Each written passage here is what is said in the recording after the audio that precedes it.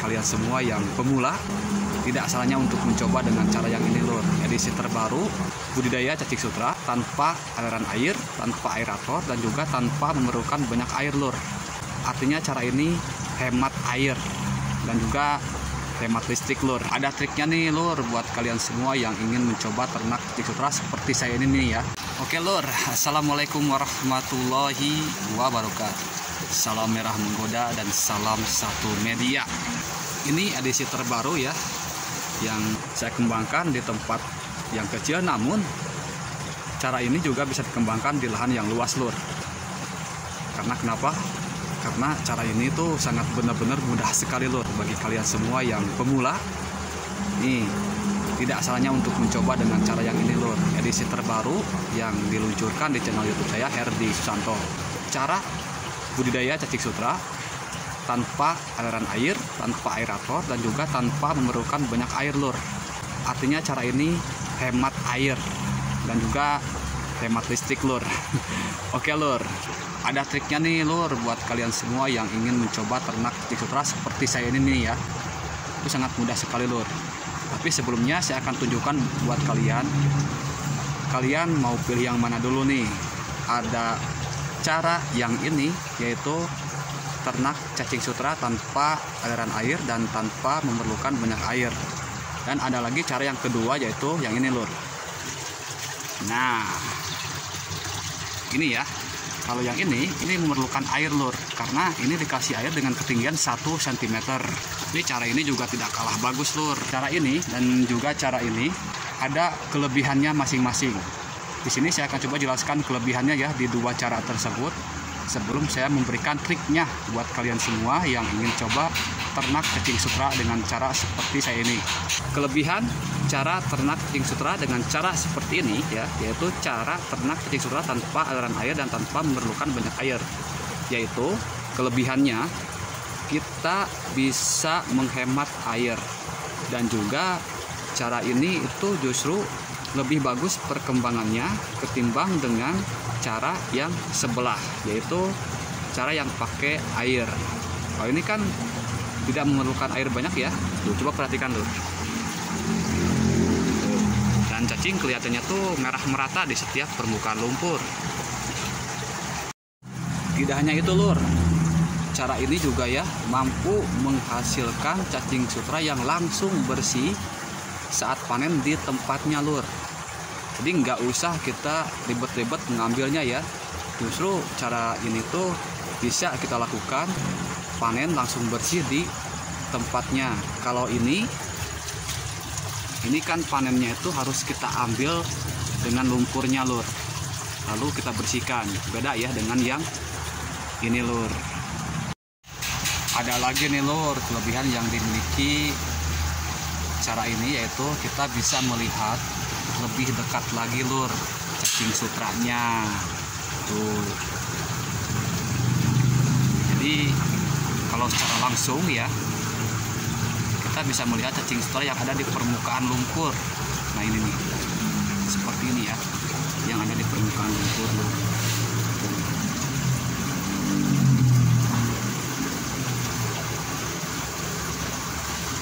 Mantap lur ya. Tuh, jadi kalian mau pilih yang mana? Mau yang cara yang ini atau cara yang ini lur? Oke, sekarang saya akan coba jelaskan kelebihan yang dimiliki yang dua tempat ini. Oke, kelebihan yang dimiliki dengan cara ini mampu menghasilkan bibit kutu air yang tumbuh dengan sendirinya lur. Oleh sebab itu kita bisa mengadakan bibit kutu air yang akan dikembangkan lebih banyak lagi. Gak percaya ya? Nih, saya akan coba tunjukkan lur kutu airnya yang tumbuh di tempat cacing sutra tanpa aliran air. Sepintas tidak ada kehidupan kutu air ya. Tapi kalau kita perhatikan, coba lur fokus pada satu pandangan ya. Fokus. Karena kalau kita perhatikan, ini banyak kutu air yang bergerak di permukaan airnya lur. Oke. Perhatikan ya tuh ya, tuh kelihatan kutu airnya tuh. karena warna kutu air sama cacing sutra sama warna merah, jadi kalau kelihatan itu harus kita benar-benar fokus ya. Tuh lur, ini banyak sekali kutu airnya ya tuh di permukaan air tuh. Nah ya kelihatan. Dan keunggulan lain yaitu satu, hemat listrik, dan yang kedua juga ya hemat lahan, sama dengan cara yang sebelah tadi ya, cuma beda triknya lur. Saya akan berfokus pada yang ini lur, karena kenapa, jujur ya, saya sangat senang sekali ini kelihatannya tuh merah menggoda lur, merah menggoda. Jadi saya akan coba kasih triknya buat kalian semua, trik cara ternak cacing sutra tanpa aliran air, tanpa aerator, dan tanpa memerlukan banyak air. Oke, kita simak nih, ini dia.